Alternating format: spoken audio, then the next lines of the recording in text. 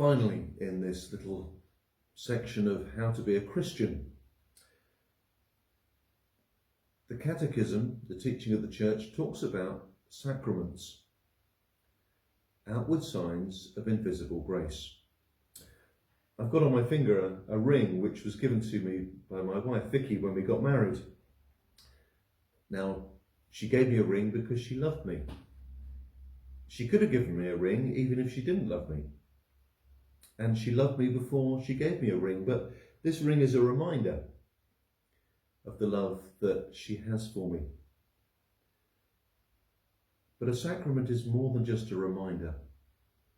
It's something in which we engage, and that's why there is water at baptism.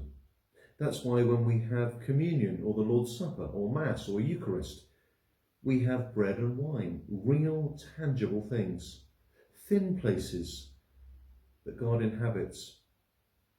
Other thin places can be out in creation, at the time of death, the time of birth. The sacraments themselves, the Church of England has two. Baptism, because that's what Jesus called us to do when he said goodbye to his disciples. He said, go into the world and baptize and make disciples, teaching and making disciples. And so we do. We also join together around his table, breaking bread and pouring wine, because that's what he told us to do. On the night that he was betrayed, Jesus took bread and broke it and gave it to his disciples and said, take, eat. This is my body which is broken for you. Do this in remembrance of me. And so we do in remembrance of him. There are other lesser sacraments, 5 other ones, which are held by other churches, but we believe that there are 2 which Jesus gave specifically. They're places, thin places, where we encounter God's love and his life. So those are things for Christians to be involved with. Can you be a Christian if you don't share in communion?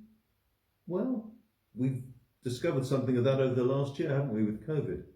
But you can't be a Christian without being baptized, can you? I'll leave that with you. Anyway, a few thoughts on being a Christian found in the Catechism of the Prayer Book of the Church of England. Read it for yourselves, and maybe that'll help you in your walk and in your life as a Christian on the journey that we have towards our heavenly home. God bless you.